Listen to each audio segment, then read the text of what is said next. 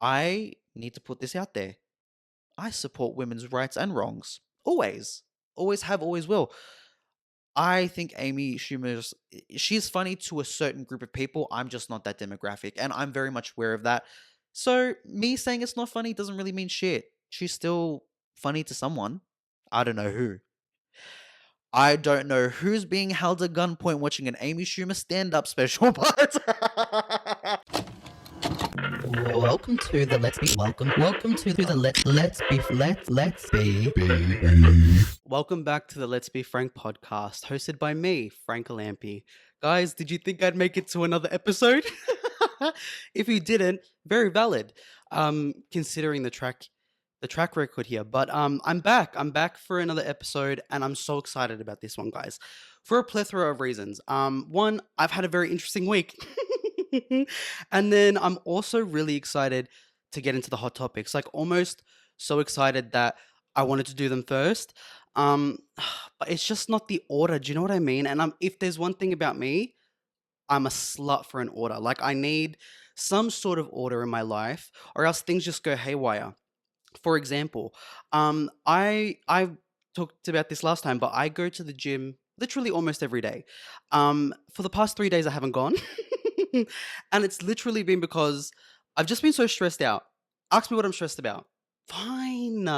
You guys have convinced me, I'll tell you. I may have got myself into a little bit of a pickle. Not too much of a pickle, but enough that I have decided that I may be moving back with my parents, which, listen, that's a really big deal for me because I have been living at a home since I'm literally 16. I moved out when I was like officially I want to say I was probably 18, and I'm putting that in quotation marks because I was out way before then. But I officially moved into my like own place when I was 18. So I've been living at a home like I said since 16.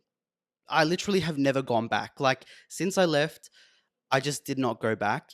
Um and for a plethora of reasons, probably for another time. Do you know what I mean? Like, I don't think I should go into it just yet because, babes, I'm trying to get in the doors. I'm not trying to get kicked out. You know what I mean? So I can't be out here wilding out with Nick Cannon. I have to be a little bit reserved about it. But let me just say this. I had a very colorful childhood and teenagehood, very, very colorful. And I feel like at the time it was the best thing for me to move out. Um, and when I did that, I vowed to myself and I vowed to everyone around me because one thing about me, I can't keep my fucking mouth closed. So if I've said something to myself, guess what? You know about it too. And it sometimes backfires in my face because then if I end up doing the thing or, I go back on my word, everyone's aware that I'm going back on my word. And I hate that. I don't want anyone to get the one up like that. That's disgusting. I can't be giving the haters rope. Like, why would I do that? Why would I help them out? I want them to figure it out for themselves why they don't like me. Where was I going? I'm just really nervous about going back. I think that's what this all comes back to. Because when I left, it was it was the best decision for me. And I really did promise myself I wouldn't go back to like living with my parents and stuff. Um, I'm giving myself a little bit of grace with it though, because I was such a young kid when I said these things. And look, I'm going to be 25 in like 2 months. So I just feel like it's time for me to kind of not close the chapter on the grudge that I may hold against, my parents here and there. It's not exactly closing the chapter. It's more like I think I've just come to accept that we view what happened, very differently. And so I think that I don't need them necessarily to tell me, "Hey, yeah, we know this is why you left. Like this is what caused you to leave." But things that they've said and like maybe their actions that they've made have kind of like confirmed for me that they're at least aware as to why I feel the way I do, and like that's kind of all I need. And it's not like it goes away. Like I still have a lot of that inside of me. But I think for the time being, I just need to accept help. And I don't like accepting help. I don't know if you guys are like this either, but I get really, really upset with myself when I have to ask for help. And it's to my detriment. Like I could be at my wits' end Okay, I could be down to my very last 1 cent in my account, and I'm not someone to reach out and be like, "Hey, mom and dad, can I have some help?" I've just never done that. I've never done that, and I get very I kind of go into a bubble when I'm struggling. So like asking for help is just not even an option because it's not a top priority. It's more like I'll put that on the back burner because I can't let people know that I need help like that. People out here in these streets thinking that I need help, disgusting. And it's not. It's really, really not. I need to get better at asking for help because that's what kind of gets me into like shit sometimes. Like I just don't reach out for anybody. So I'm moving back to my parents. All of that to say that I'm moving back, and that's going to probably be in the next month or so. So it's so fucking sad, guys, because I literally have made my set look so fucking cool. Let's do a little breakdown. Again, if you are watching us on YouTube, amazing, great, you get 5 stars. If you're listening on Apple or the Spotify's, again, you still get 5 stars, and I hope that you rate my fucking podcast the exact same way. However, watch me on YouTube, especially for this portion, because you need to see my set because it's so me. Ah! I'm so excited. It's not too much different from my last one, but it is a little bit. Come on, guys. Like you can see the difference, can't you? Let's go over it really quickly. I've changed up some of the decorations I've got, and that's all. Okay, the biggest one is probably this photo right here. And you're probably thinking to yourself, Frank, why do you have a photo of you and your 2 cats looking like Megamind? And what I'll say to you is, I am just that bitch. This photo was a gift for my birthday last year from someone who shall not be named. And I love this photo. Surprisingly, I love it, even though if you zoom in really close, you can see that either my head looks like it's been edited, one, or I just really am built like that. And if that's the case, sucks to be me because why do I have this big ass fucking head? Why do I have this big lopsided head? It's crazy to me. Like, I sometimes catch myself looking like in a certain direction in the mirror and my head looks normal. Then I'll turn a little bit, just a slant. All of a sudden, it's literally conehead. Like, I have no clue what happened to me as a child, but something bad has happened, something wicked to cause this head shape. Anyways, so that's what that photo is back there. And I do really love my cats. I love them so much. Um, Broccoli has sadly passed away. We know this already. If you follow me on TikTok, you know that Broccoli passed away. And I think it was March of last year. I love my cats so, so, so bad. And when Broccoli died, I really never thought I'd get over it. I know that's dramatic because it's just a cat. And I used to be that person who'd be like, just get over it. It's an animal. But I've grown so attached to them both that when Broccoli passed away, I couldn't control myself, babes. It was actually scary. It was really just a dark, deep time because I was like, this motherfucker helped me out so bad and now he's dead. Now he's dead. Broccoli's dead. Broccoli's dead, and that's how it is. And it's sad. It is. It's really, really sad. And moving to my parents, that's one thing that's really scaring me is like Beans is going to have to meet my parents' cat, my family cat, Snowball. And Snowball is a fucking bitch. Snowball's deaf. Um, it's not funny. Deafism is not funny. Literally, guys, don't laugh at that. That's not funny. But what is funny is that the cat is deaf. Because what do you mean the cat's deaf? Like, only my family would get a deaf cat. Deaf from birth. Honestly, kudos to her because she's probably the most sane in that house. Because she doesn't have to listen to everything that's going on. She has no choice but to not listen because she's deaf. It's not funny, like I said. But I'm scared for Beans to meet her because they've never met before. And Beans is like a really good cat. Like he's not too territorial, I would say, but he definitely has, animal instincts in him.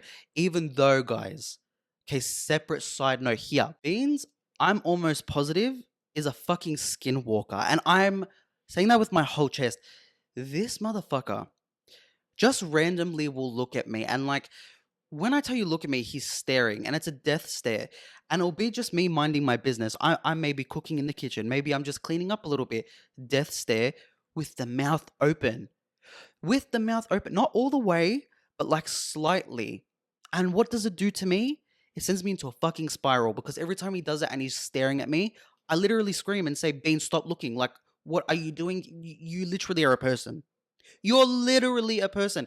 If he was, which he is, a skinwalker, I believe him to be like a 45-year-old British man who is not gay, but he's definitely not straight. And he sits with his legs crossed, and when he talks, he spits a little bit at you. That's what Beans is. Beans is an old British man. Yeah, he really is. He really is, and it scares the fuck out of me. And so I don't know how he's going to interact with Snowball. That's going to be interesting. Very interesting. I hope that they're friends, but something tells me that Snowball's not going to have a bar of it because she's deaf. Anyways, let's move on, guys. We can't keep talking about the deaf cat because that's so fucking rude.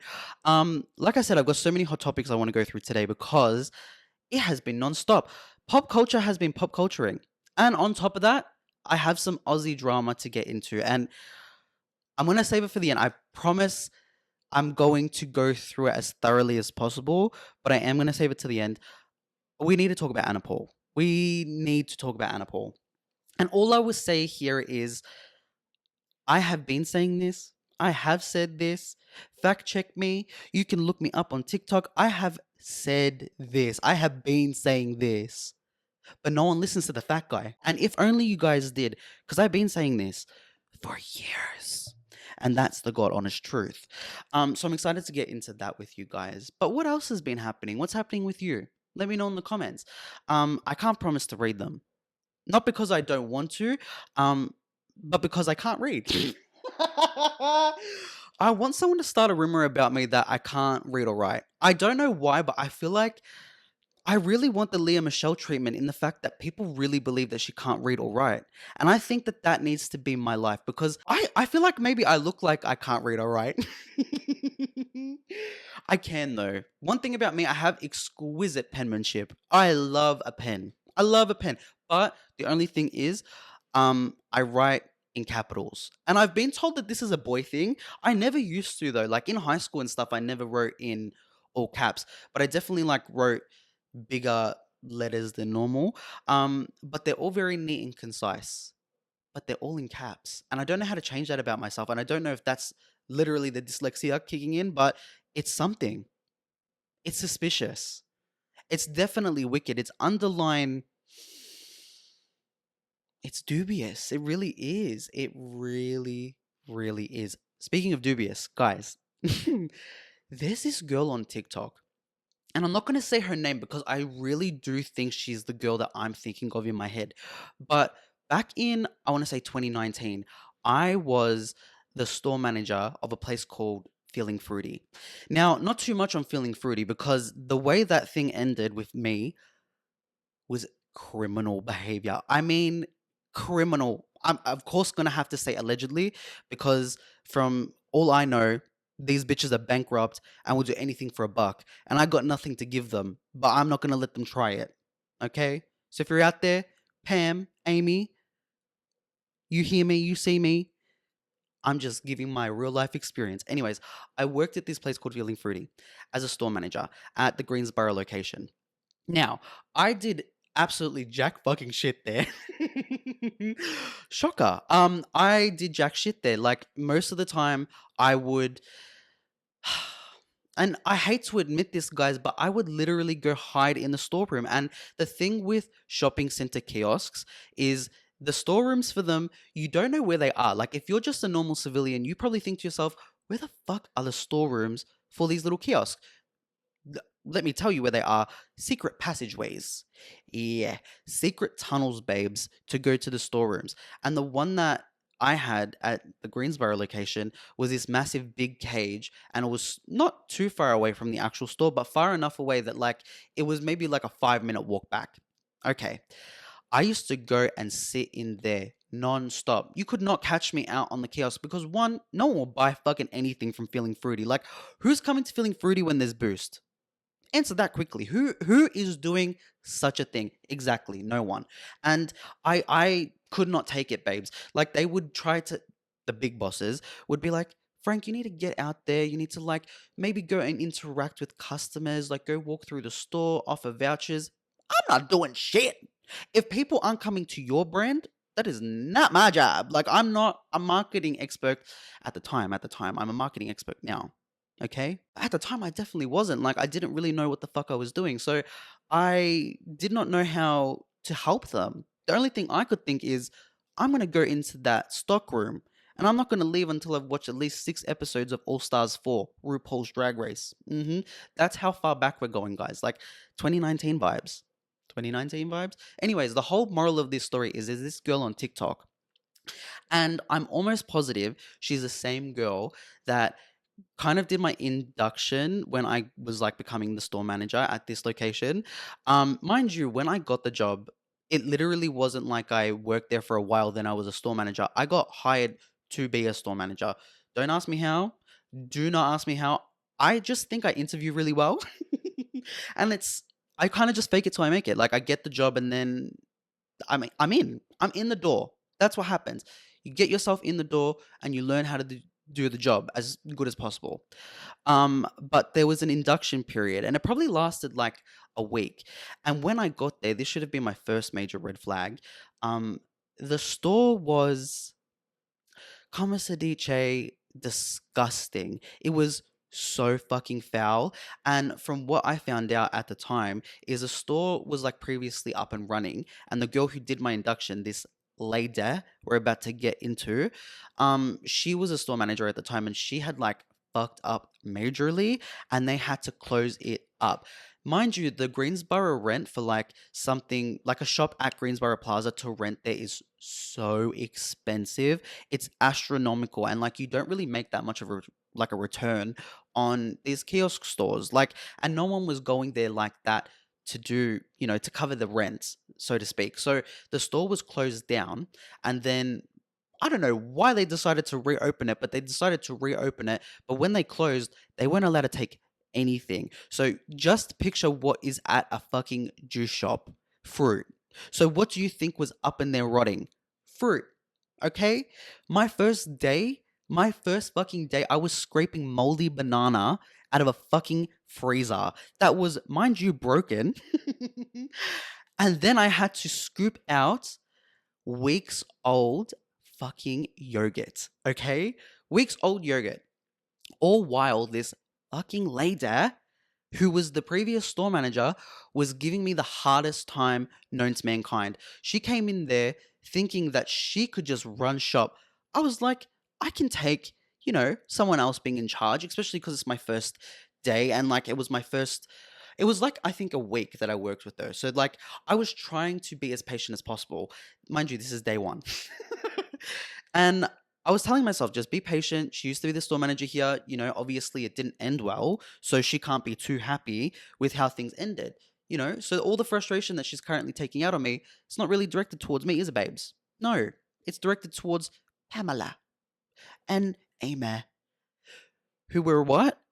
The worst bosses I've ever had. Anyways, I was like, okay, I need to try to make sure that she understands I'm not trying to step on any toes. I was just hired for the job, babes. Because she was so mean to me, guys. Like, when I tell you mean, I was, like I said, scraping moldy fucking food on my first day. My first day. And I still had the decency to not leave. Okay, and I had the decency to show up the next day and the day after and the day after that. This lady, every time I would do something, she'd be like, that's actually not how we do it here. And you need to get a picture of what she looked like because it makes sense as to why I think it's this girl from TikTok. And I don't want to say names. So if you think it's the person I'm talking about, just leave it alone. Because she could get it. And when I tell you she can get it, if she's to retaliate or say anything about me, both of these hands, quick and fast. And I don't really mean that. I mean, like, I'll fight with my words, but I don't want to be put in that position. So please don't pry. Anyways, white girl. Extreme white girl from the Greensboro area. Oh yes. Oh yes. Because the whiteys down there are a different breed. Absolutely they are. Grew up with no decorum, no class, and no manners. Hmm. That's weird. Anyways, she is a white girl with really long dreads. I didn't even have to try to eat her up because life was doing it itself. Like, that is crazy to me. Having all this audacity, being so rude when you literally have dreads as a white girl. Like, that is crazy business. And mind you, I'm inquisitive. So when I was trying to like make conversation with her, just small talk and stuff like that, I asked her about her dreads and she got so defensive. Because my question was, I feel like honestly, as a fellow white person, there's certain things that you literally cannot do. Like you just can't do it, and it's not up for debate. You can't. And if you're going to do it, you're opening Pandora's box. So my questions shouldn't be offensive to you because I'm truly trying to find out like the mentality behind why you'd want to wear dreads as a white girl. I just need to know why. So I asked her, I was like, oh, so like what's your background and stuff like that? Wrong move. Wrong road. Wrong road. If you know where that's from, best friends. Literally. If you didn't know, I'll tell you. I was referencing Portia Williams. She says that on the show of what you may ask? The Real Housewives of Atlanta. And I asked her this question. I'm just like, oh, so what's your background? What's your like ethnicity? I think I either said ethnicity or I said what's your culture, something along them lines. And she fired back with, why does it matter? Oh, oh, oh, okay. Um, because I'm about to grab you by the fucking dreads and throw you across this store. What do you mean? Why does it matter? Like, I'm asking you a question, brother. Answer it quickly and have a good answer because what do you mean? And it's not like I was on, I wasn't trying to call her out or anything like that because again, you know, that's maybe not my place to do so, but it's definitely a point of contention. I'm definitely going to bring it up like in a respectful way as much as possible. So I had done this and I think maybe that's what maybe soured her like for the rest of the week because after that question on day 1, she was not having a bar of me. Everything I was doing was wrong. She tried to get me in trouble on my first week being there, guys. Like, was trying to make me just look fucking bad in front of the big bosses. And at the time, had I known the big bosses were actually the worst the bosses of all time, I wouldn't have cared. But I cared. I really did. I cared. And I've carried it with me all this time. So like every time I get a new job, which is often, I in my induction period tried to just be really quiet because she soured me truly because I went in there with such optimism. I was like, this is my first big boy job. Mind you, it wasn't. And I was like, I'm gonna be a store manager. That's so sick. And then she ruined it. This fucking cow. And then I come across a TikTok of a woman who looked exactly like her. The only thing here in this story, guys, is I keep wanting to say her name is I don't want to say her name because the one on TikTok didn't match. Like it wasn't the same name, but it's the exact same girl, and I know it is. Like it's the exact same girl. The exact same girl, because even the mannerisms in the video, it's the same girl. It has to be. It has to be the same girl, or I am just really dumb. Or even bigger, you know, scariness. There is 2 white girls with dreads just walking out around like that. Like, and that's scary. That really is. It's spooky because it's like it's just not yours. Like, why are you doing that? It's just not yours, babes. It's giving Adam Sandler in Hot Chick. And it's not the look you want to go for. It's just not. Anyways, I got so petrified when I came across her on my TikTok page. So I just had to say it because it's been on my mind since I saw it. And I can't get it out of my head because I kind of low key want to follow her to see if it's her and to see if she would message back. Um, but again, I'm just really scared because what if it is her and then she's like, this fatty that stole my job? Real. Honestly, I would hate me too if I stole, your job.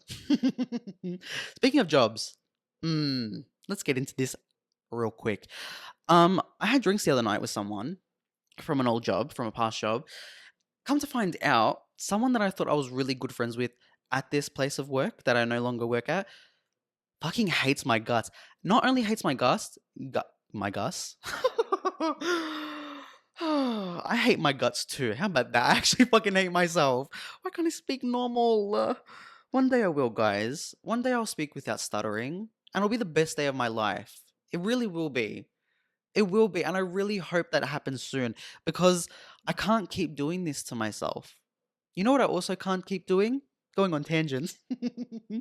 I I went out to drinks with this person and we're talking about like work and I was asking stuff like, how's the job and whatever.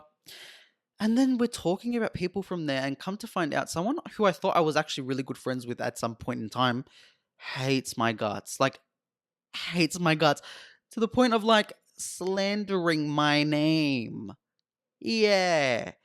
Talking shit about me posting online. Like, it's the low hanging fruit, and I hate it. Like, here's the thing with me I can take the piss out of myself. I'm the first one to do it most of the time because I'm trying to beat you to the punch. But I don't like when people mention stuff about me posting online because why does it matter? Like, why do you care? Like, yes, it's cringe, but who gives a fuck? It's my life. Like, why do you care that I'm posting?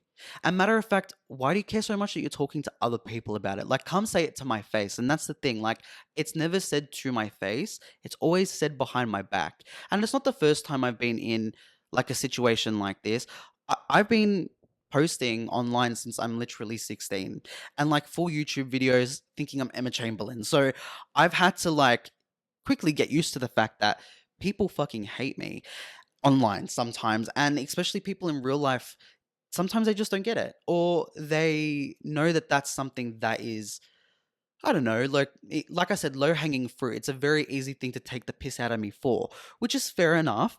I can take the piss out of it as well, but not in a nasty, evil way. Like if you're saying that I'm a loser or you're saying that I'm cringy, and you're someone who personally knows me, and you know that I'm like, the last thing that I ever bring up about myself is my TikToks or anything like that. I kind of wait for either the other person to bring it up or I just never mention it because why? Like if if I'm if you don't know about it already, then what's the point? Like I kind of keep it to myself because of things like this. Because people try to like throw it back at me or like just use it against me and I hate it. It's so annoying because there's so many other things that you can go for me for, but like go for me for that. Cool. So found out that this person was doing that. Mind you, again, let me just throw this little side note in there because it gives context to why I'm about to say what I'm gonna say. This is a person that like when we were friends would tell me that they loved my shit. Like, and I'm not just saying it in like a, oh my god, they said they love me and they hate me. They would tell me that they love my shit. And at this job, I never brought it up first. I never brought it up first that I did TikToks or that I posted online. Never did. It got brought up. It literally got brought up in one of my first weeks of being there. And then from there, it just kind of just trickles down and everyone starts to find out. But it's not like I'm embarrassed by posting online. So I don't really think that this person said anything that like sucks that bad. Like, cool, I'm a loser. You're ugly. They're not. They're not ugly. I'm just being mean. But I just feel like it's just the kind of easiest thing to pick on me for. But that's a thing with me. Like, I feel like I've had a lot of people like this in my life where they will start off saying that they love my TikToks, they love my YouTube videos, whatever it is, my podcast. And then when they suddenly switch up and get upset with me, now, mind you, I don't know exactly what I've done to this person. Maybe I've done something that I'm unaware of.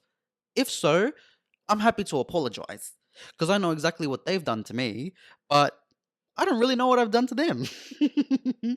And if they're able to tell me that, well, actually, this person can get fair because they really don't deserve my time like that. But it's just like, tell me what I've done so then I can own it. But tell me at the time. Don't wait for me to not work there anymore to then go fucking bitch about me. That's so high school bullshit. And I'm not into high school bullshit.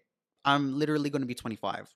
So is this other person. So it's not drama that I want in my life or need in my life. Do you know what I mean? So it's just like it's just very petty stuff.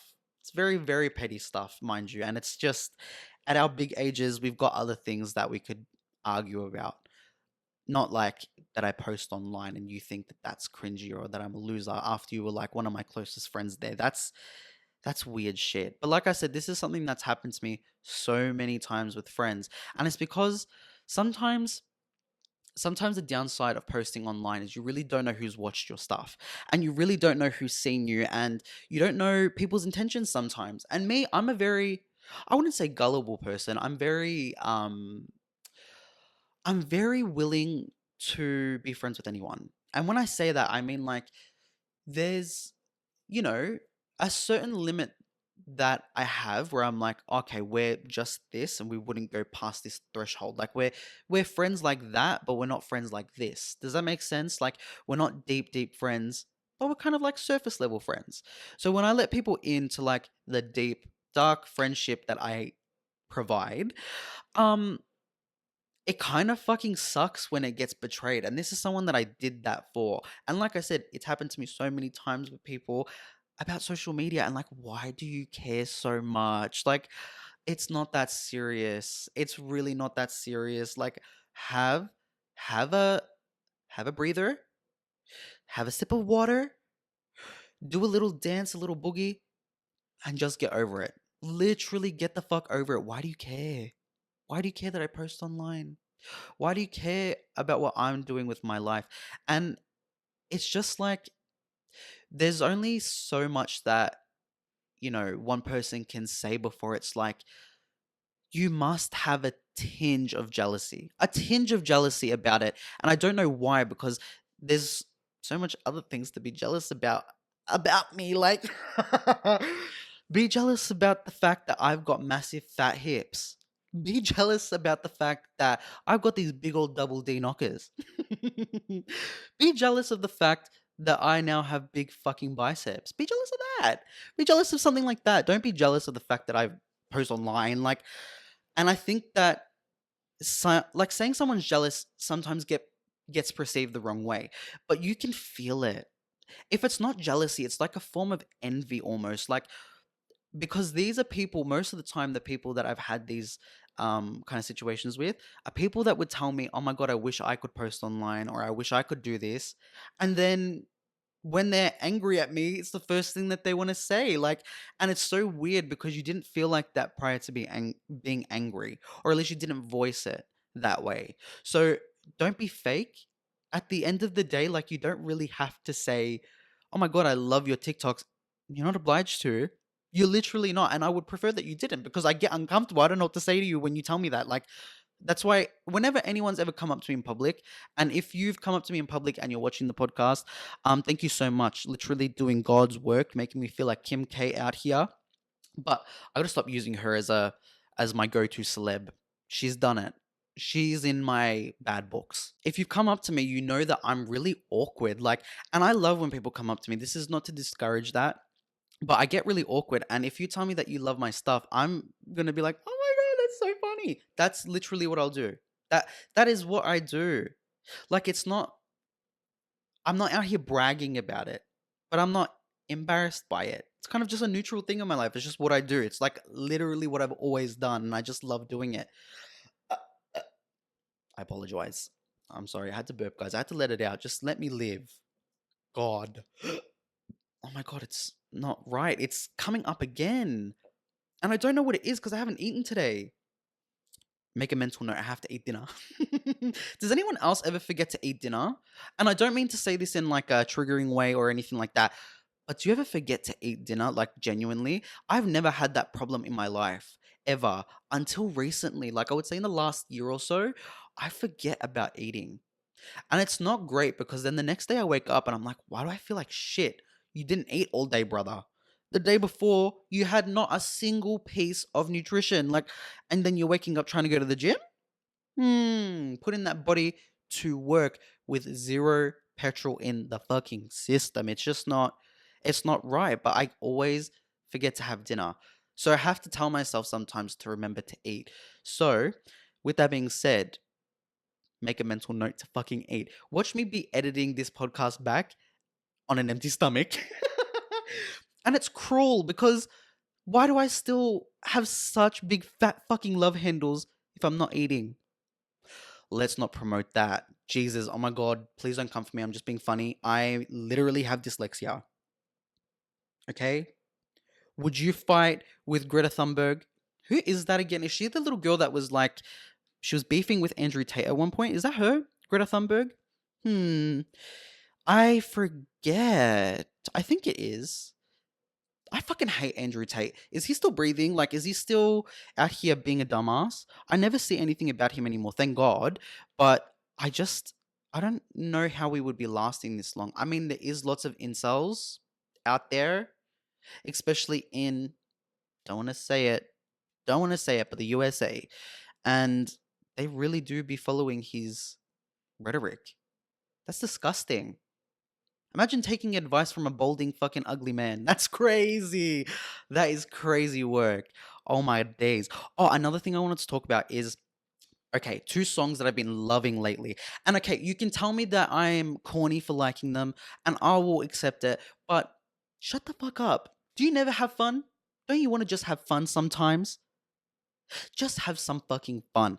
So, the two songs are Sports Car by Tate McRae. Now, here's the thing. I'm not a massive Tate McRae fan. I don't think that, I really know any of her songs like that. But this one, Sports Car, and I think it's okay. I'm okay. I really like them too. And specifically for the music videos because she serves fucking pussy. Like when I tell you pussy, she is hot as fuck. Like I kind of blush when I watch her videos because she's so hot. Guys, watch the music video for Sports Car because it will make the song even better than it is. Like, it's a great song. But the music video amplifies it to 100. She's giving visuals. She's giving choreography. She's giving hair. She's giving everything. She's giving body yaddy yaddy. She's a baddie. She is so hot. Biggest crush on her. And the song eats, like especially driving in my Suzuki Alto, singing at the top of my lyrics. Top of my lyrics? I'm glitching. That's what's happening. I'm glitching out. Yeah, it was bound to happen one day. I'm literally glitching out. What do I mean? At the top of my lyrics. Yeah. Mental illness in it, babes, because I have no clue what the fuck I was saying. At the top of my lungs, I am screaming the lyrics. It's a great song. Oh, the other song I'm listening to currently, again, it is corny, it's cheesy, but it's Bruno Mars, guys. What else do you expect? It's literally Bruno Mars. Hello, the king of cheesy and corny. Okay, let him make back his restitution. He needs to pay back that 50 million that he owes to the casino somehow. Let him have fun. Because I'm sick of Twitter trying to drag this song. I'm sick of it. Fat, Wet, and Juicy by Bruno Mars and Sexy Red. And again, I have to put this out there. I am a massive female rap stan. I love female rap. And I'm not talking just like your basics. I love female rap down. I've been on 𝘧𝘳𝘢𝘯𝘬𝘢𝘭𝘢𝘮 train for literally 4 to 5 years now. I love 𝘧𝘳𝘢𝘯𝘬𝘢𝘭𝘢𝘮. Love, love her. I listen to all her shit. She's great. She's a great lyricist. Same with Doja Cat. Love that bitch. I've been listening to her since back when she was singing Moo. Okay, she has been on my radar. Love all the rap girls. Truly. Megan Thee Stallion, you can't tell me shit. You want me to rap hiss right now? I'll do it. However, Sexy Red was just not my forte. And I think it's because I'm getting to the age now where I'm aging out of like that sort of like really provocative music. And I say this in like from the bottom of my heart. I'm happy for those it serves, but it just is not for me. It's not for me. It's not the music that I want to listen to. But she eats on this song. She eats specifically with this one bar. I need to read it to you guys verbatim. Bust down middle part, badass bitch. You ain't never had pool nanny like this. Ate. Ate it up. Like immediately. Never had punani like this? Yeah. Yeah, you're right. Yeah. Hell yeah. Like that lyric right there, that's a fucking bar. That really is. I'll say it to you guys again.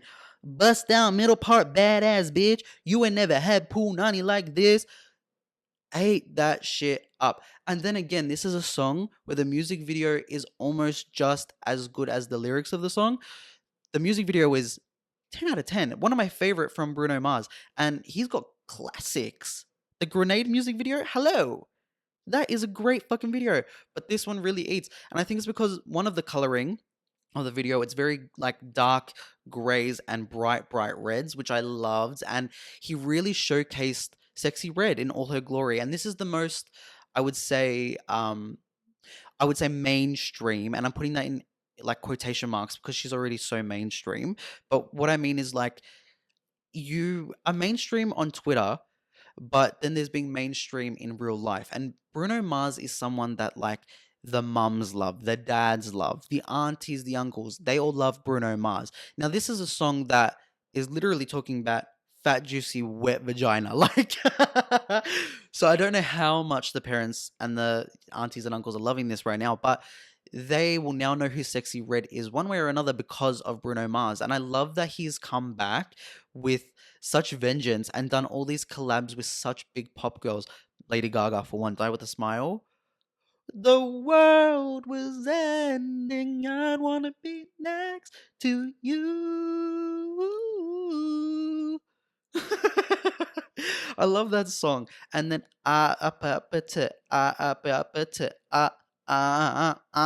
it's annoying to me, that song, but I do like it. It's good. Rose, she eats. Like anything that she's on, she eats. So I just really love that Bruno Mars came back swinging with like a bunch of like not niche pop girls, but I wouldn't say that they're like frontline anymore. Like Gaga's very, she's gone into her Mariah Carey phase for me, where she's like, she is still always going to be that bitch. Like no one's done it like Gaga. No one ever has. And they never will, I don't think. But she's now gone into that legend status where she's not, as you know, fresh as she was when she came onto the scene.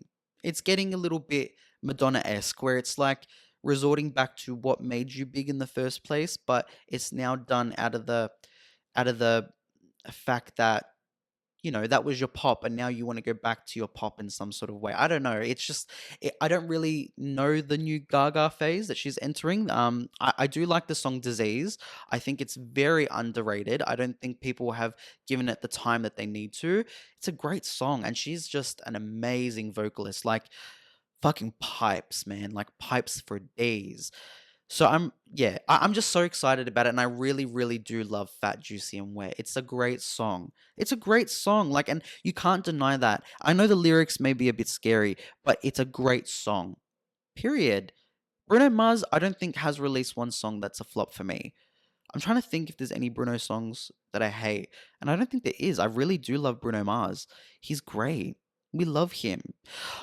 Guys, we have to talk about Twitter really quickly, and then we're going to get into hot topics, but Twitter needs to fucking chill. I'm sick of it. X, Elon Musk, he who shall not be named, because he's built like that. What the fuck is up with Twitter these days? I have seen so much crazy, wild things on there.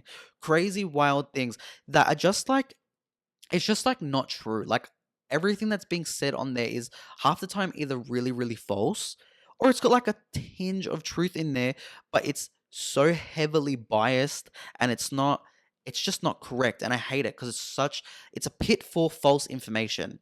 And I hate that. This is one of the things that perturbed me in particular. Now, this is one of the more demure ones, so just bear that in mind.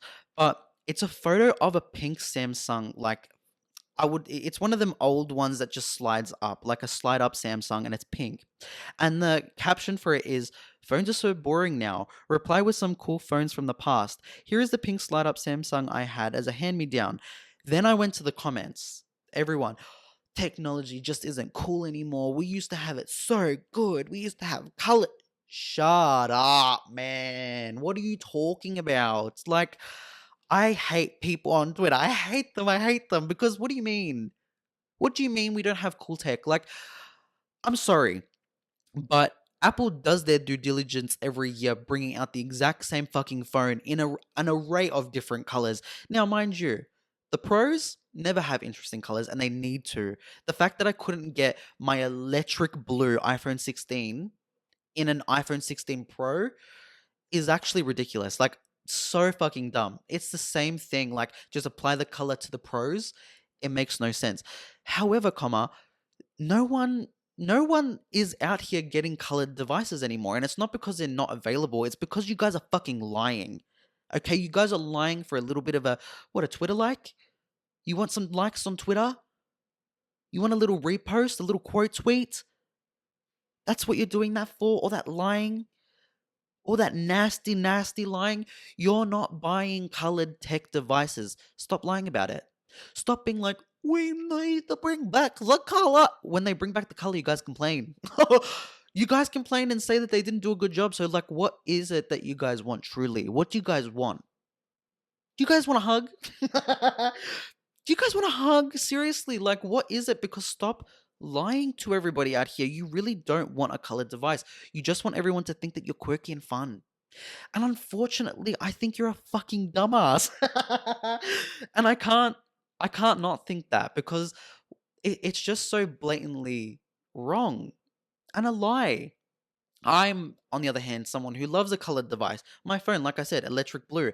I love it. I will get a colored device. But you won't catch me out here being like, oh, guys, bring back the colored devices. No one does it like me. Shut up. Shut up. Oh, one thing that's stuck in my head, a vocal stem, and it's been stuck in my head since 2018, is Martha Kay from Maths Australia. The best season that there ever has been and will be of Maths is obviously the season with Martha Kay, Michael Brunelli, Cyclone Cyrell. And it's when Martha has just thrown her drink on Cyrell, her drink being red wine. Then Cyrell chases her around the table, throws her whole glass of red wine onto Martha's stunning, I want to say it was a Valentino dress. It was something. It was a really expensive designer brand. Beautiful. She always looked amazing on the show. And Cyrell threw it at her, and it got all over her white dress. Mind you, Martha threw the drink first, so did she deserve it? Maybe, but like, I would have been fucking cut because it's a white, bro. I threw red wine on your red dress. Yeah, it's not an equivalent of throwing it back at me on my white dress. But she says something, Martha, after she's done that, because everyone in there's apparently a big fucking grown up and didn't sign up to be on reality TV. They go, Martha, stop! Why would you do that? That's so childish. And she goes, oh, shut up, fuck off, shut up. Love it. I love it. I say it all the time, and no one ever knows what I'm referencing, brother. But I wish they would. Oh, shut up, fuck off, shut up. And she's walking out with Jess Power. Oh, but yeah, it's been stuck in my head, that vocal stem. I can't get it out. It's just sitting up in there, babes, and I do need it to come out just once. It needs to, because it's disgusting the way I say it, and no one knows what I'm saying. So if you don't know what I'm saying, please go watch on YouTube. It's, I think, Maths 2018 or 2019. It's one of the two. Martha Kay vs. Cyclone Cyrell. I think it's got like 1.4 million views. Like, I would say that that's what put Maths on the map worldwide. Like, everyone saw that. Everyone saw that. Even at the time on Twitter, that was going off. There was clips of that everywhere, and I still see it to this day. Like, it's one of the best seasons of reality TV in Australia, I would say, because we don't have like many bangers like that. We have Big Brother 2014. And 13, oats a la Layla, oats a la Layla, put it in a pot, and put some milk in. That's the best. That is the best. That song still slaps till this day.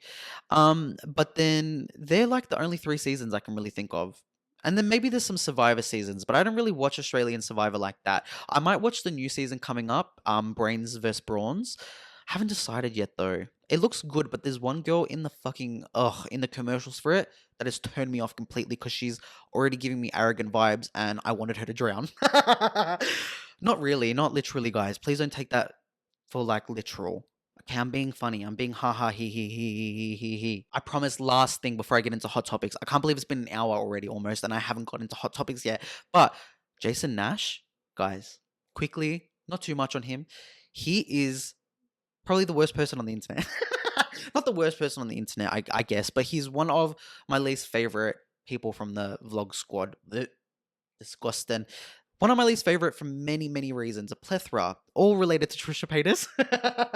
But I got the biggest jump scare of my life the other day. I'm just imagine me minding my business. I'm going on Snapchat, that wretched place, and I'm going to the stories and I'm clicking through everybody's. And apparently I reached my limit. I got through everybody that I knows. So then Snapchat decided to do something so fucked up and disgusting and not even recommend, shove in my face, parading and berating himself. He had a wall of pictures and it was all Brianna Chicken Fry and Josh Richards. What?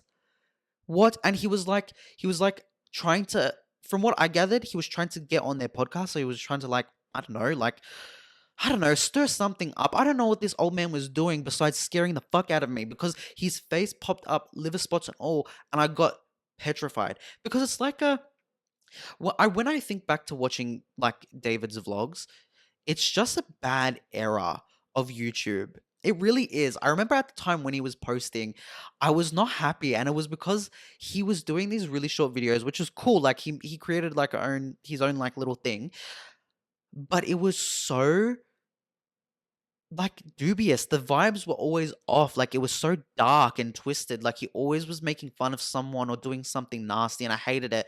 And it was just ill. And when I saw Jason Nash pop up on my fucking iPhone, I was scared.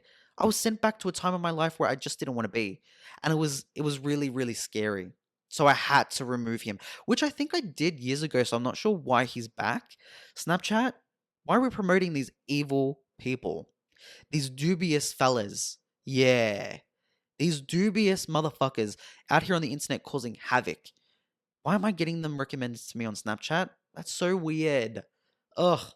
Gross. So I had to block him again. Hopefully he stays away this time. Jason Nash, if you ever see this, I'm sorry to this man because I don't know this man. Don't scare me like that. And stand the fuck up. You are 55 years old. There's other ways to make money at this point other than trying to get on the BFF podcast with Brianna Chicken Fry and Josh Richards. It's gross. It's lowbrow. And you just, even you could do better than that. And that's saying a lot. Okay, now guys, it's time to finally get into hot topics. I'm so excited because the hot topics are hot and juicy. We have to start, with Addison Rae being the cover star of Rolling Stone's February edition. I can't keep telling you guys to go and fucking run up Addison Rae's discography. I can't keep telling you because you're just not listening. Like, Addison Rae is our generation's Britney Spears. When I say our, I mean your. I think maybe we're the same age, me and Addison Rae. So I guess technically she's in my generation. And I guess Britney really was past my era. I always feel like Britney, for me, when I think back to 2007, I still remember when she had her big moment, shaving her head, and she went through that era.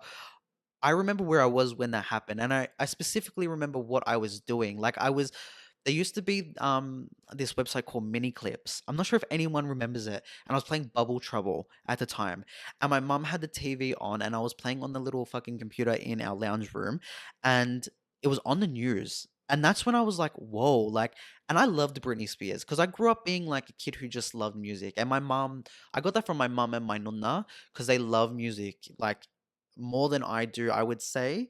But they showed me all the bangers. That's why my childhood, like all my music, like I still listen to now, and they're all just classics.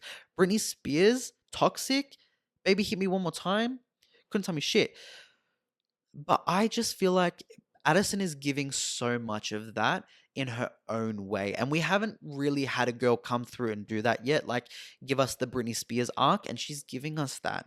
Need I remind you, after Baby Hit Me One More Time went fucking viral, in the 90s, Miss Britney Jean Spears was then the cover star for what? Rolling Stones. And then what happened quickly after that? Blew up to be a worldwide fucking superstar. And I just see them taking this path for Addison. And I did read the articles. I I read like the snippets from Popgrave.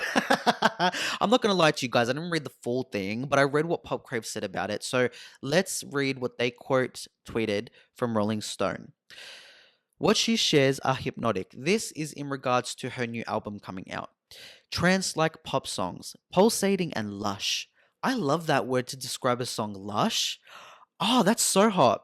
Anyways, which will no doubt accomplish the primary goal of Ray and her collaborators to make people dance, which is truly what her music gives. Aquamarine, but the normal version is amazing. Hands down, one of her best songs. I would say Diet Pepsi is going to be like her Baby Hit Me One More Time. I think it's going to be like her song that everyone remembers, The Big Big Blow. And not even to be one of them people that's like, I've always said this, but I have always said this. Like, I think Addison Rae has always been destined to be famous. Like, and I think famous in the sense of superstardom. She is a pop star. And like, you just can't deny it. And I know people want to so badly because she's from TikTok or whatever it is. Again, Twitter, the cesspool that it is, seem to like sometimes not like her for the weirdest reasons. Like, I don't know. I really do like Addison Rae, and I think that I always saw this happening for her, but knowing that it's happening actively is crazy. And she really is like, she is a Britney dupe in a way because she's from Louisiana.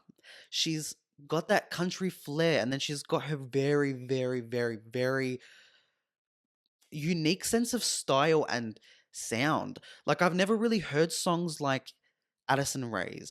Like, Diet Pepsi for me is very unique, but then Aquamarine, that sold me, guys. The music video for Aquamarine sold me. Everything. Everything I own. Take it all, Addison. Love her. I get really like I get really into pop culture. Like I've said this, but I get really into pop stars, especially female pop stars, because I don't know, there's so many fields in the world that women deserve to dominate. Pop stardom is one that no one but women can dominate. And it's just like, it's so cool to see. Personally, I love women. I don't know how many men with a podcast can say that.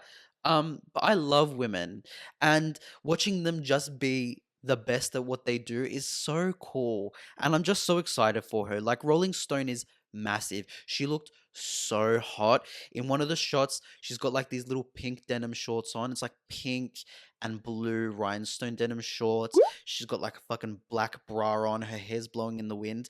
Personally, I think that should have been the cover because it was giving very much.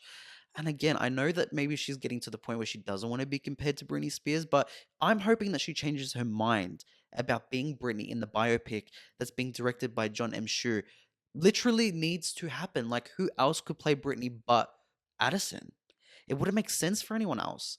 But this photo deserved to be the cover, in my personal opinion. She looked great in it. Her hair was flying in the wind. There's not much more to say other than she's just the baddest. I need a bad bitch. Hey, Addison Rae. Do you guys remember that song? Isn't that so funny? She's literally always been like, I don't know, she's just always been iconic. There's always been something about her. And I'm so excited for it. Like I said, I love Addison Rae. Love her. I do. She's so cool. I love her. Anyways. Okay, I'm gonna touch on this one briefly because Amy Schumer has never been funny in her whole life. Until this very, very last thing that she's put out recently, which was that she discovered, and now I don't know why she would give the haters any satisfaction at all. Like, personally, if this was me, I couldn't tell the internet. I could not come to the internet and tell them, hey, guess what? You know how you were bullying me about being fucking ugly? Turns out it's a medical condition. I think people picked up on the fact that her face was getting like wider. And I know I say that in the nicest way possible because I'm someone with a big fat moon face. Like, I'm literally on an angle for a reason, guys. Like, when I am dead on, you see that. You see that moon face. It's fine. You don't have to act like you don't. You see it. And it's fine. We can acknowledge it. Don't tell me in my comments that I have Cushing disease. That's crazy. Like, so apparently what happened was people were calling her ugly and they were commenting on her looks, which is always wrong. Always wrong. And I think like people really go hard on Amy Schumer for her looks, and there's so many other things to go hard for her on. Like, you can go hard for her on her fucking comedy. Like, or lack thereof. Like, you can go hard on that stuff. And I need to put this out there. I support women's rights and wrongs. Always. Always have, always will. I think Amy Schumer's she's funny to a certain group of people. I'm just not that demographic, and I'm very much aware of that. So me saying it's not funny doesn't really mean shit. She's still funny to someone. I don't know who. I don't know who's being held at gunpoint watching an Amy Schumer stand-up special, but I'm assuming that they must have a little giggle. They must think that she's kind of funny, and that's good for her. And that's good for them. But I just am not one of them people. But I would never comment on her looks like that. I just don't think it's fair. Like, but people commented saying that she's got this big wide face. She goes to the doctors, finds out she's got Cushing's disease, which I never knew was a thing, but apparently it's like when your face starts to swell up and like you start to like it's from stress allegedly, which is that's sad because I bet any money she probably has real life stresses, of course, but like internet stress would probably be getting to her a lot. Like knowing that the public are so mean and so rude about how you look, it's got to take a toll on you. It has to as a celebrity. It does. Because I see it with TikTokers. Like, I'm not famous by any means, but like, I see it with just the regular folk, like when they get hate comments and stuff. And me too. I get hate comments about how I look and stuff. And I have become so much more self conscious on camera and I'm very much aware of what I look like now. So it's it's annoying when people pick up on things that you're maybe self conscious of because she's always had like very wide features, I would say, on her face. She's always had like a very like not chubby, but she's had like cheeks. She's had cheeks. She's got like little chipmunk cheeks, like Alvin and the Chipmunks. Theodore, literally twin, and it's so relatable. And people picking on that is so mean. That's so mean. I guess it worked though because like at least she finds out. Oh, guess what? I'm ugly because I've got this disease not because of my genetic makeup. And that is something that not a lot of us can say. I'm not looking at anyone, Jason Nash. I feel bad for Amy Schumer in that sense, though. That's sad. Imagine her going to the doctors. And I read also in this, I think she did an interview with Variety, and they were like, were people in your real life saying anything? And she's like, well, you've always got that friend from high school who's going to tell you the truth. And like, I asked her, and she was like, yeah, you're looking really crazy. God forbid. God forbid anything like that ever happens to me, guys. God forbid. And I go to my real life besties and I go up to them and say, guys, is something up? Like, am I looking a bit strange? Because everyone's saying it online. If they said yes, matter of fact, if they said, yeah, your face is looking crazy, kill me now. What? Kill me now. Kill me now. I didn't need to find out I've got Cushing disease because I'm about to die of a heart attack. That is cruel. That's cruel and hurtful. Now, she probably needed it and she probably can handle it. I think I could too, maybe, depending on who it comes from though. If it came from someone, I don't want to name names, but if it came from someone that I'm thinking in particular, okay, that person's coming to mind, well, they're not really a friend, so it wouldn't matter. I would just call them ugly back. Yeah, but all of this to say, poor Amy Schumer. Praying for her, I suppose. Okay, the next thing I wanted to get into is another Australian beef, guys. Ugh. So, imagine my surprise. I'm just on Instagram. I'm scrolling. I'm going through people's stories. I come across someone who reposted this video of, I forgot her name. Should I look her up? Okay, so her TikTok is called Airing Your Dirty Laundry. And I think it's a podcast. It's meant to be like a chicken shop equivalent. Literally stole my idea. But she didn't really. I've just always thought that that would be fun though, to like do a little like chicken shop but in a laundromat. That's so cool. While you're like doing laundry with someone, because everyone does laundry different. I think that would be so fun. Anyways, she doesn't do that, I don't think, but she interviews like Australian big artists up and coming, and she wants to make it known, okay, that Triple J released their hottest 100 and they only had 17 Australian artists on there with I think 29 Aussie songs. So the big controversy is it's Triple J Hot 100, but Billie Eilish and Charlie XCX are dominating the chart. She got really like She got way too deep for my liking. Like, it's never that serious. Like, at the end of the day, it literally is just music. Like, we need to pump the brakes.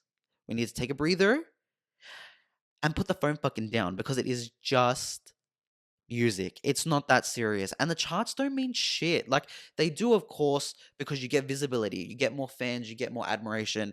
Yes. But the charts don't really mean all that much, really. Like, it doesn't really matter. Taylor Swift is on them charts all the time. Who do you know that listens to that music that's a good person? I'm joking. I'm joking. Swifties, put the knives down. Okay, I can appreciate Taylor Swift. I was just being funny. Okay? Someone tell Amy Schumer. But she put this TikTok out and pretty much being like, this is really scary that there's like not enough Australian artists on there. And she was trying to like kind of imply that it's possibly rigged. I don't think anyone is trying to rig the Triple J or 100. I don't think that's happening. Like, it's one, no one really gives a fuck about Triple J. Like, I don't think I've listened to radio in years. Like, only ever if my aux cord breaks. Because I don't have like Apple CarPlay in my car. And if you're listening and you do, rich. Okay, rich. Must be nice to be rich. What's it like being so fucking rich, moneybags? That's crazy. You got Apple CarPlay in your car? I got a faulty fucking aux cord. It's on its last leg. It's been on its last leg. I have to kind of play with it a little bit to make sure that it works properly. Like, that's where I'm at. Okay, rich, with your Apple CarPlay and your fucking degree since you know every fucking thing. I could have been Monique's character in Precious. I said that out loud. And I didn't mean to. I actually thought I was going to say that in my head, but I didn't. I said it out loud. And now I've said it. So now what? You're going to jump me? You're going to jump me in the comments? Do it. See if I care. I could give a very thrilling performance of Monique's character in Precious. I definitely could. I definitely could. When she's at the bottom of the stairs, if I had the... Guys, next podcast... next podcast, you look at me dead in the eye. I'm going to recite Monique's monologue when she's fighting Precious at the bottom of the stairs. Definitely going to do that. That's going to be so fun. Next podcast, guys, I promise. Anyways, getting back on topic here, it's just not that serious. It's not. And I think using words like scary and whatever when it pertains to something that's something like this is just, I don't know, like the seriousness of the video made me a bit turned off. And nothing against this girl. I have nothing against her. This is the first time I've ever seen her in her life. Like, in my life. So I have nothing against her, but I just don't think that there's certain things that you can keep on close friend stories. Like, and this is someone who's posted things that I probably shouldn't have posted. You know what I mean? Like, I've posted videos that I definitely should have just kept for close friends, but it's no one told me at the time, and I wish they did. So I'm telling you, airing your dirty laundry. Post that to your close friends next time. Only reason being, I don't think it really does what you think it's going to do. Like, it's not lighting the fire under the executives at Triple J to take Charlie XCX and Billie Eilish off the list. Why would they? People simply are listening to them songs like they were the biggest songs of the year. Brat was amazing. It was a big, big album. It's just facts. Like, it really isn't that deep. Like, I think it occupied 8 of the songs on the top 100, and I don't see the problem in that because it was that big. The Apple song was everywhere. 360 was everywhere. 365 was everywhere. Like, I don't really think there's any rigor mortis going on. And same with Billie Eilish. Like, she's always going to stay at the top of the charts. It's Billie Eilish. Like, she doesn't come here and sell out her shows for no reason. People love her in Australia. It just is what it is. And we are so heavily influenced by American media. It just, again, is what it is. So how can we be this country that's so influenced by American media and not have Americans end up on our list? It's just going to happen. Do I think that there's people out there that probably deserve to be, that are Aussie born? Probably, but I just don't think that Australian music appeals to everyone. It just doesn't. Like, it doesn't appeal to me personally. There's a couple, very seldom couple of Australian artists that I listen to that I vibe with, that I love. I don't have that many, and it's not from lack of trying. I just can't relate to most of their music. It's just not for me. It's not my vibe. And I think that's a lot of people my age. Like, I think unless you're from Brunswick, Fitzroy, or Northcote in Melbourne, that's not what you're listening to. Like, you're not listening to fucking hardcore style, I don't know, Aussie beats. Like, it's just not happening. Let's go to the studio and see if we can drop some little beats. If you know where that's from, again, best friends. And I'll tell you where it's from. Nene Leakes, Real Housewives of I was going to say Potomac. That's so rude. Atlanta. The Nene Leakes, I should say. The incomparable, the incredible, the iconic Nene Leakes. But I just don't think it's that deep. And that's all it comes down to, really, is like putting words like scary and stuff in your videos in a serious tone, mind you, as well, is just not what we want to be doing these days. It's not fear mongering because it's music, but it's an over exacerbation of the situation altogether. It's not that serious to call it scary, and I don't think it's that serious to put a video up about it, because it's literally just the truth. Sorry, it is. It is. It's just like most. What Australian podcast do you know besides? I'm trying to think. What's the one with Louisa Delden and I forget his name. Why do I forget his name? Josh. Jarchy. Love their podcast. Is it We Mean Well? I think it's We Mean Well. They're the only podcast I really know that gets up there and it's valid on the podcast charts. So like Australians just don't, we're just not there yet, I guess. Like in our own country, maybe we need to support Australian artists more than we do American artists. I do think that there's some validity to that argument, but I just don't think, calling Triple J Hot 100 rigged or implying it is the serve that you think it may be. Personally, again, just my opinions. Don't get upset with me. Now, I'm just going to quickly brief over this, because if you haven't watched The Substance already, you're literally missing the plot. Like, you need to go watch The Substance. If you're not sure what it is, it's the outstanding movie released in 2024 with Demi Moore and Margaret Qualley. Now, it's very fucked up. I love it. I love it, guys. I'm a very big horror fan. Clearly, I've got Ghostface, I've got Jeepers Creepers, I've got myself. Like, I am a very big horror fan. Am I a Nikki fan? Pull up in the Sri Lanka.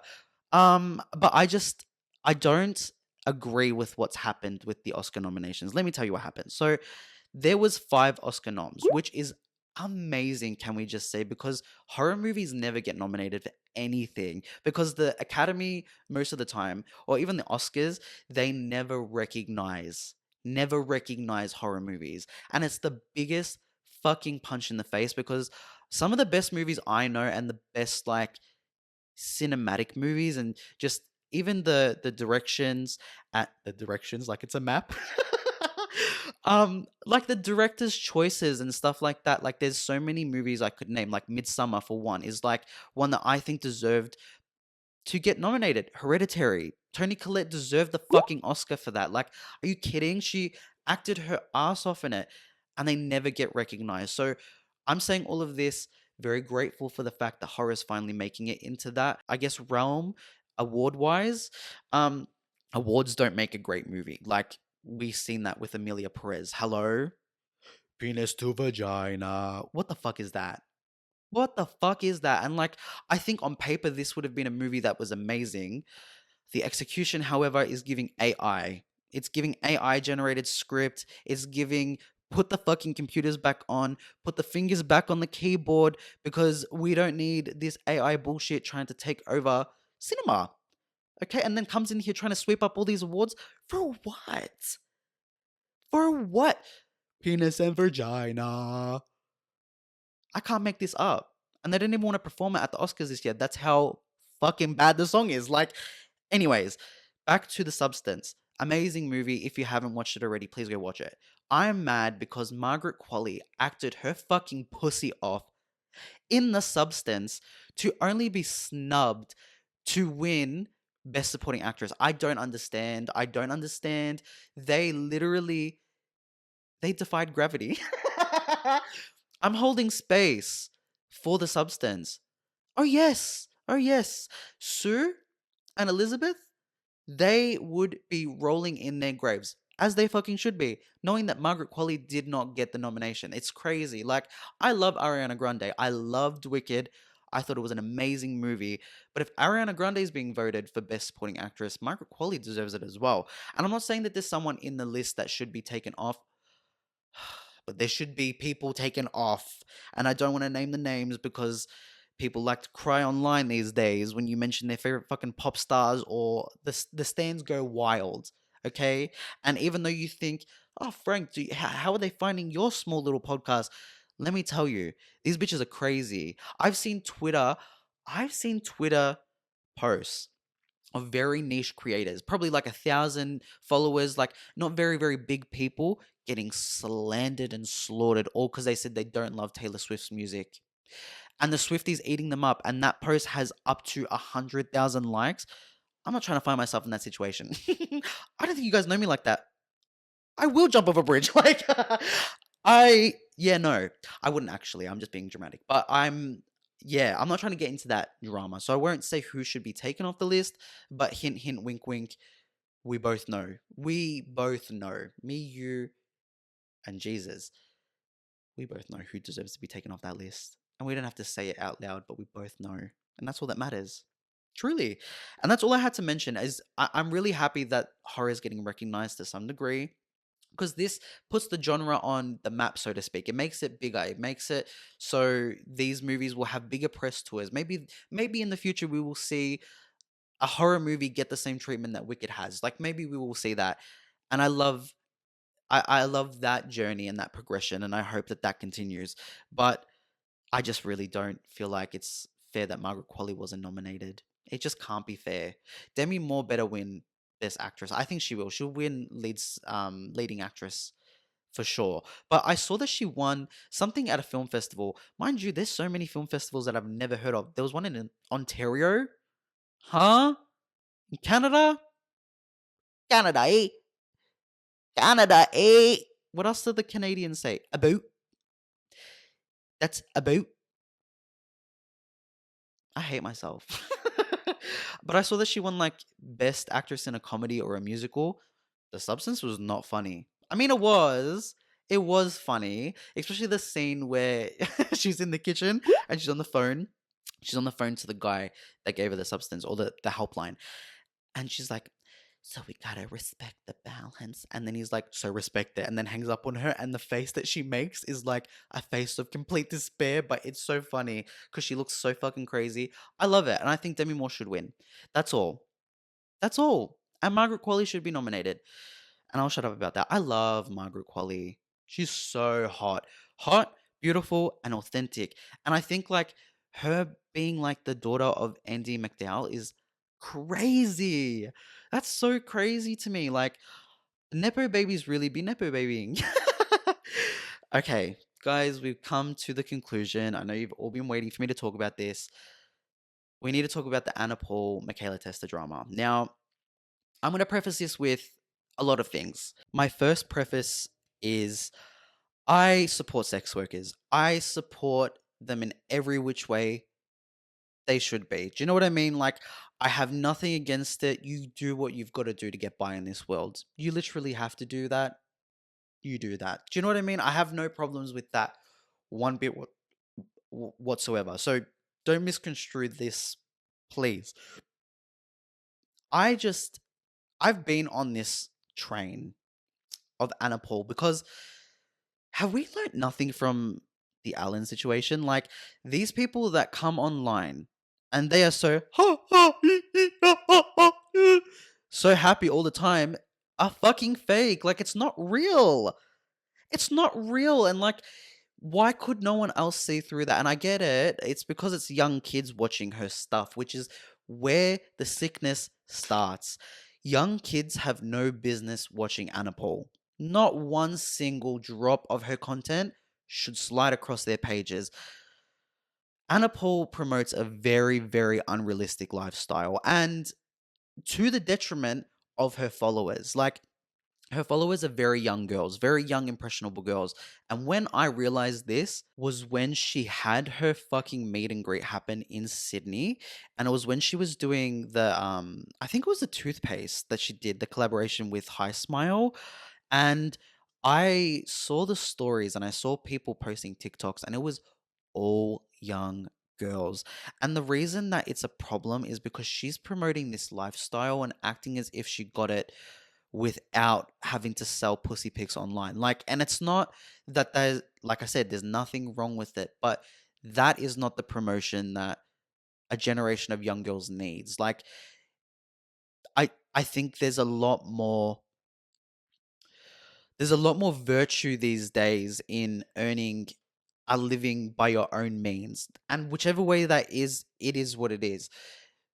But I don't think that pushing that agenda onto a mass audience when they're very impressionable as is, like, because they're so young, is right. And it's really, really fucked up that she was trying to, she literally started her own lottery. And like, I'm going to go into Michaela Testa in a little bit, but we have to mention at least how fucking unfair it is that Michaela Testa has sat here this whole entire time being tormented about her body, being told that she sets unrealistic beauty standards, saying that she is a mean girl when this whole time this girl literally has come online so many times, and you can tell that the internet took the fucking life out of her. Like, it's taken her pizzazz away from her that she had when she first started. I've been following Michaela Testa for many moons now, like back in the Justin Ryan days. Like,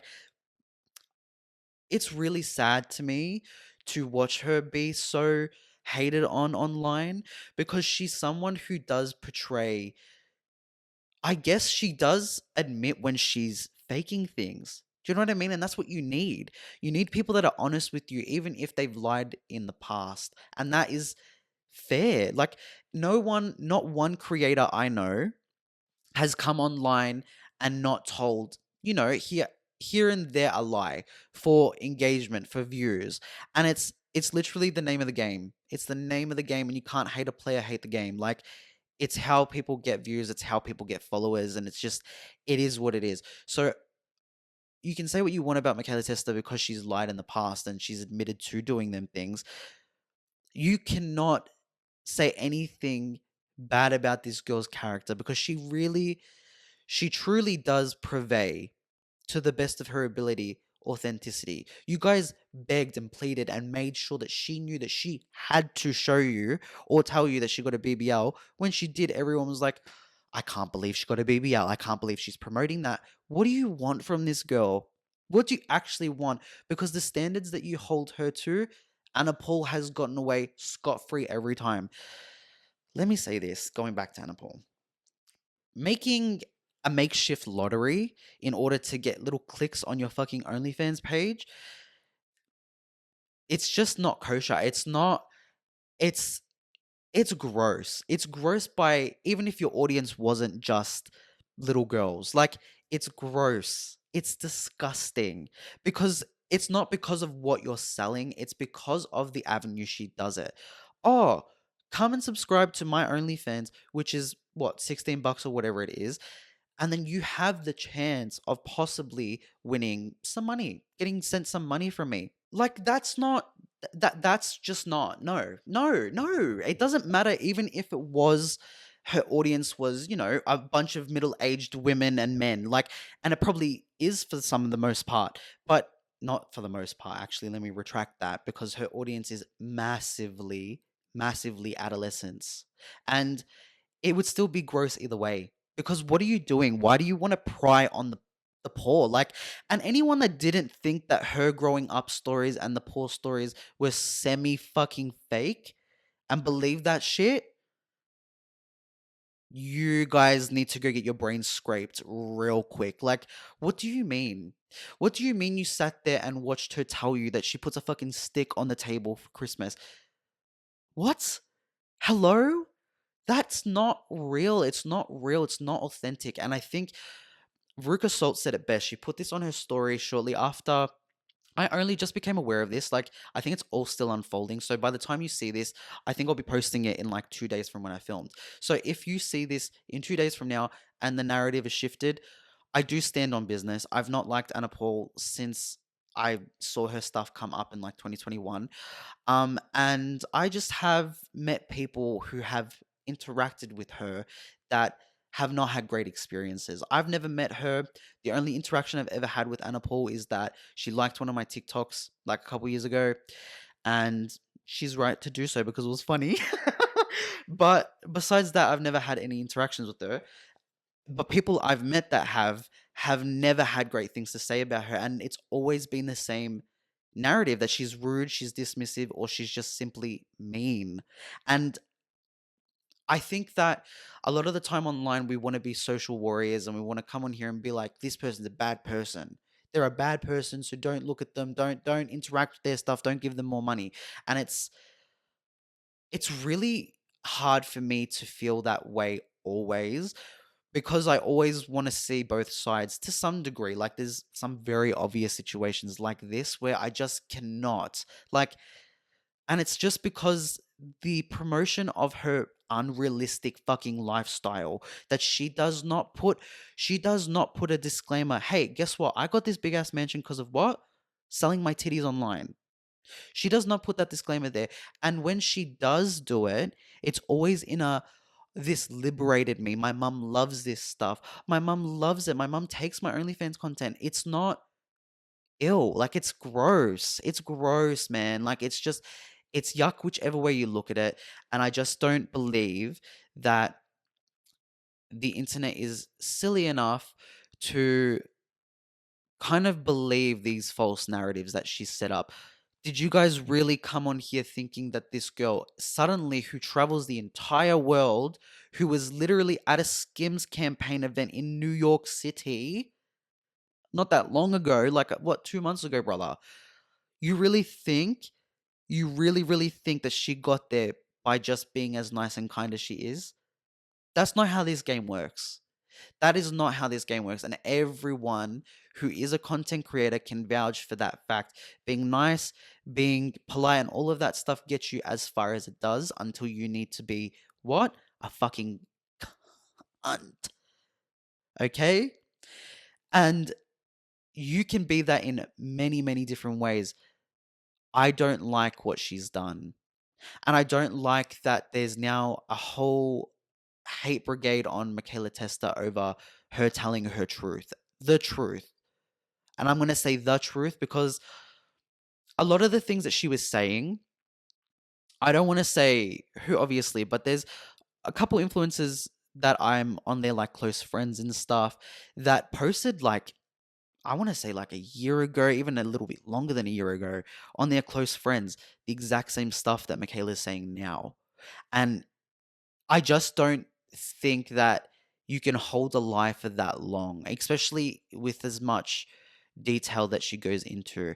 And I don't really want to touch on Addis Paul because he's fucking disgusting. He always has been. And yuck. Like, yuck. The fact that he could not see how much he was batting above average with Michaela Testa in the first place, then to go on and do what he's done to her, makes me disgustingly ill. Ill. Ill. Ill. Disgusting. Yuck. And then to have and I hate when people say this online as well. Well, what do you guys expect Anna Paul to do? Like, Addis is her brother. Like, you stick up for your brother. Let me tell you something. My sisters and me, thick as thieves. If they found out that I was doing anything of the sort that Addis Paul has allegedly done, anything of the sort, my sisters would disown me. In a matter of fact, they would check me, put me in my place, then disown me. Because that is not acceptable. It's not acceptable. There's no excuse for it. Doesn't matter if it's your brother. Doesn't matter if it's your sister. Does not matter. Wrong is wrong. Wrong is wrong. Check your family. Check him. And then finding out all that stuff about her dad that she made up was just fucking weird. Like, Oh, it's just all really gross, and I really don't.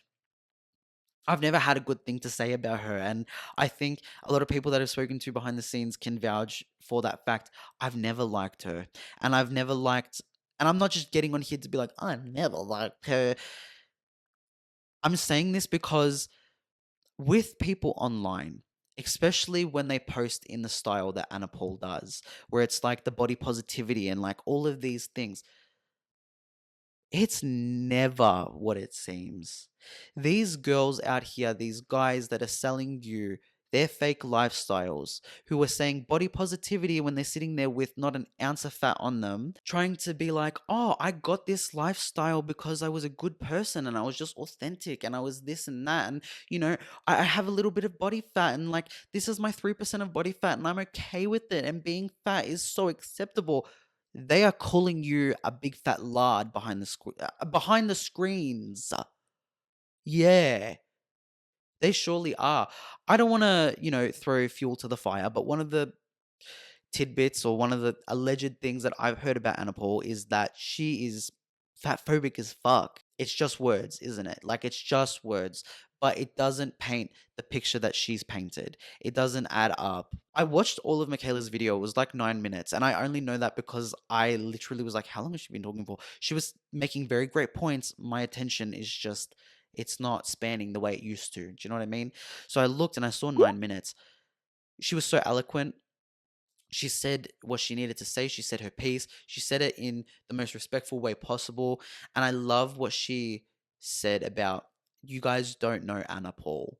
You know what she's told you she is. And she's shown you a version of her that she created, the narrative that she created in her head. But you don't know her. You've not had to sit in a room by yourself with her before. And I think that's very strong and powerful because people want to come on here and act like she's the God and Savior. I'm not going to bow down to the altar of Anna Paul.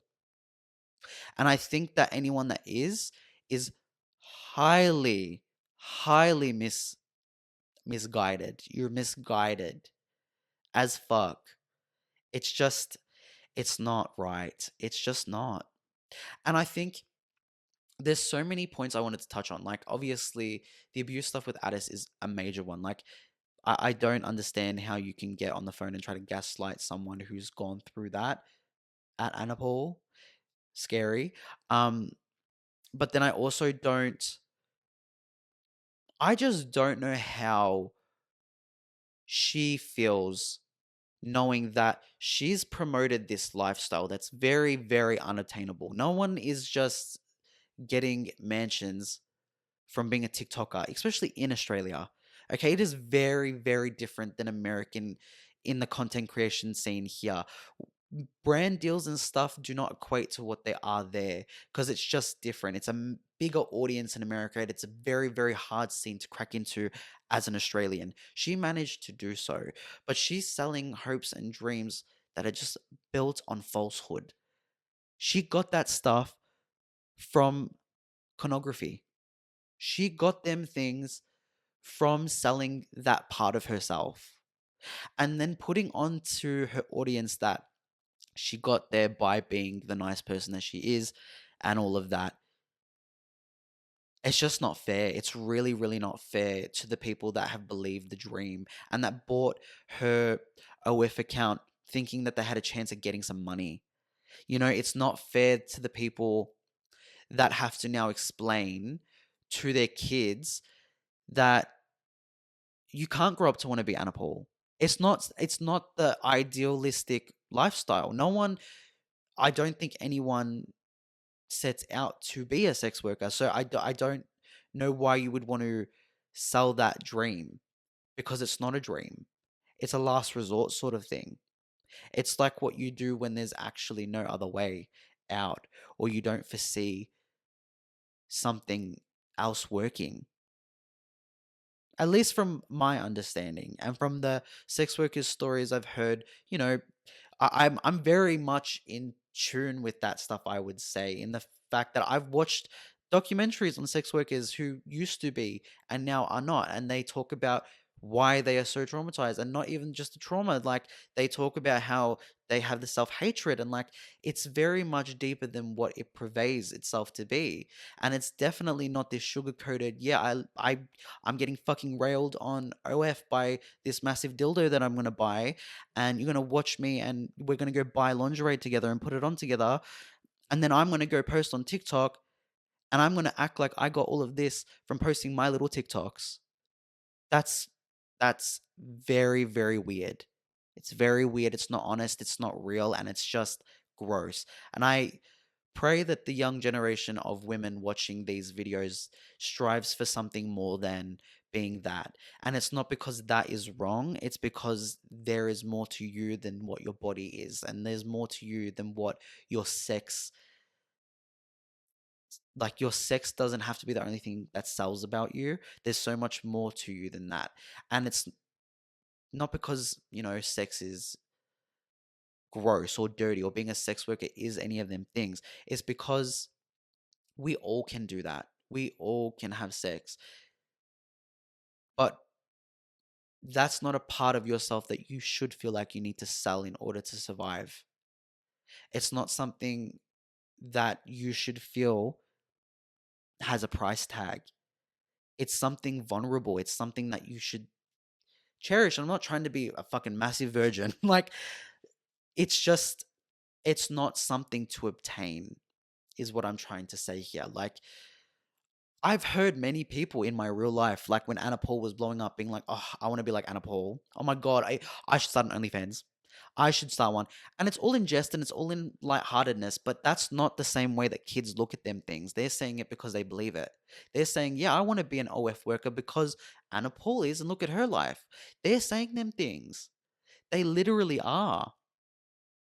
And she is to blame. And I don't like this whole narrative that I'm seeing on Twitter currently, where it's like people are trying to say that, she's getting the brunt of it, but she's not the first one to do something like this.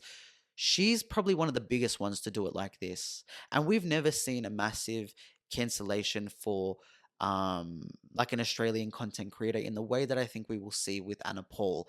And I say that because I think it's slowly but surely going to start to come out how actually false the story that she's portrayed is. And I think, like, we're going to quickly see that the money that she's, you know, s- showing that she has potentially is not all she really does have. Like, I'm guessing that there's lots of reasons why them houses that she gets are always empty. I'm guessing there's lots more reasons why. And I think we're about to see all of that. And I in a sick way, I suppose, do wish that, because I think that the era of lies, deceit, and manipulation online needs to go the fuck away. And this is so much deeper than coming on TikTok and you know, lying about, oh my god, I fought someone at fucking Safeway. That It's much deeper than that. It's, you've sold a whole fake life to a massive amount of people, and you're now trying to do what exactly? Like, where do you go from here now that you've hit that ceiling? Because brands don't work with her. The only brand I've ever seen work with her is High Smile. And I think White Fox did something with her and Michaela. And I don't know if that ever came out. Ever, ever? Forever, ever? Ever, ever? But I don't know these big brands that work with her. I mean, Skims is Skims. I mean, that's massive. When I saw that for her, even I was like, whoa, that's so fucking cool. But knowing that she's gotten there for these reasons, how cool is it though? It's not that cool. It's not that fun. And I think that there's people like, again, Michaela Testa, I've said her name like so many times, that deserve vindication. Deserve it in the sense of public. But the public needs to not swing on Michaela Testa's side now, because I don't think that as a content creator, once you've been cancelled, you'd ever trust the audience again. Like, especially if it's for something that you weren't doing. Like, I don't think I think there's a lot you can say about Michaela Testa, but what was she doing that was different from any other IG influencer? Like, she went and got a BBL. Cool. Literally every celebrity to some degree has done something. Has done something. It's just normal. Plastic surgery has been normalized to a degree, and it is weird. It is a bit scary and dystopian, but it is what it is, brother. So why did she cop it so much harder than anyone else?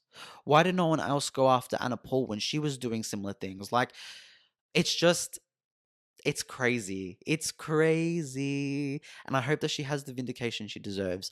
I, I'm a big fan of Veruca Salt, a very big fan of her, and I see where she comes from a lot of the time when she's, in these public feuds and these public things. And I do remember seeing her story earlier today, and she put up the Anna Paul kind of hit list of things that she was upset about with Anna for, and agreed pretty much to all of her points.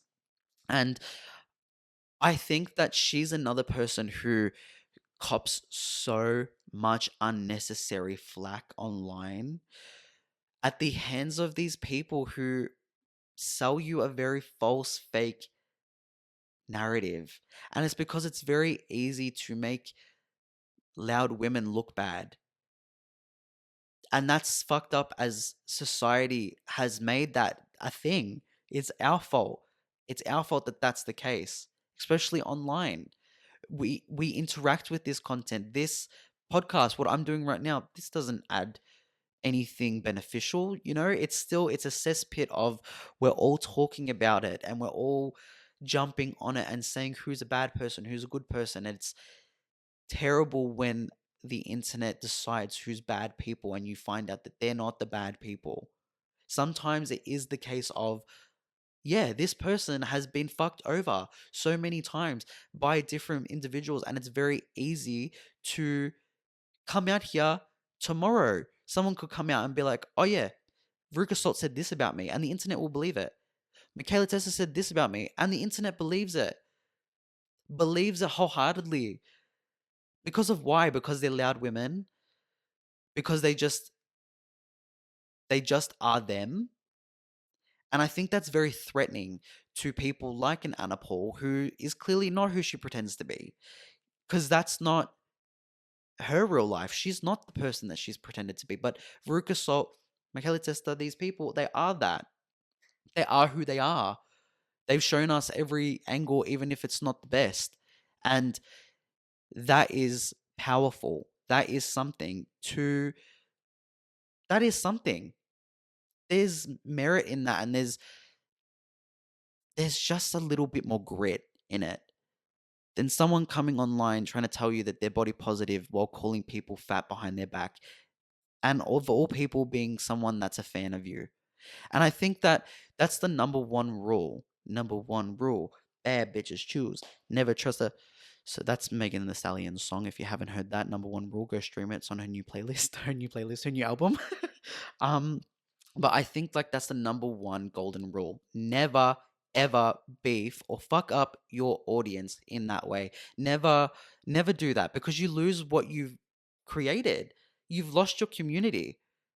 You've lost your community. Do you know how many people have come up to me? How many people? I'm that famous. What I mean, like, I speak in hyperbole, but how many people have come up to me who have maybe like on nights out and stuff, especially when I used to go out drinking and go to bars or clubs, that made me uncomfortable, like gave me like they made me leave that interaction not being happy. But I still would not turn around and be like, well, she was a fat fucking bitch and she was sweaty and everything. Why would you do that?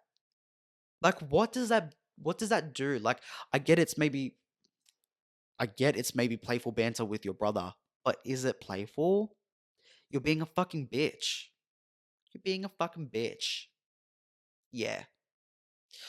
I guess my last and final thought is going to be that I just I hope that the pendulum swings in a different direction this year, and we give people like a Veruca Salt, a Michaela Testa, more of a voice and more of a backup, you know? And I'm glad that Michaela is getting that, because, as much of negative I've seen about her initial video about Anna, I've seen a bunch more positive. Like she really has said her piece, and I hope that she feels good knowing that there is people that see her side. And maybe that's not what she even wanted. Maybe she put this out there because she was sick of seeing the false narrative go on. But either way, I hope she's achieved what she wanted. Truly, truly. Love her. Always have. I love a bad bitch. I just do. I love them, and that's it. Period. Ew. Period. Okay, anyways, guys, I've been yapping for way too long. And I ordered pizza literally 20 minutes ago, and I know it's sitting outside waiting for me. It's waiting for me at my front door. I have to hurry up and get it because there's people in my neighborhood I don't trust. And if they see what I've got sitting out there, it's a bad boy piece of information out there. I've got a half and half pizza, half margarita, half the Aussie. Now, you're probably thinking, Frank, why are you getting Aussie pizza? That's fucking disgusting. Shut up. I love it. And now what? I love a cracked egg on a pizza. It's nice to me. And I'm Italian. So I feel like I get to pick and choose when I want to be. So I've got that waiting. I've got a chicken parma because I feel like being a fat cunt tonight. I've not eaten all day, like I said earlier, so I need to fuck it up. And then I also have a garlic bread. Yeah, it's all waiting for me. I'm so excited. I'm gonna fuck that shit up. Gonna fuck it all up. So that's where we are going to leave things today, guys. Hope that you enjoyed it. Please make sure to follow the podcast on all platforms at Let's Be Frank. Make sure to follow me on Instagram. Okay, my Instagram, Frank Alampi. And obviously, if you're not following from TikTok, but I'm guessing you do, Frank Alampi. My IG is where it's at, though.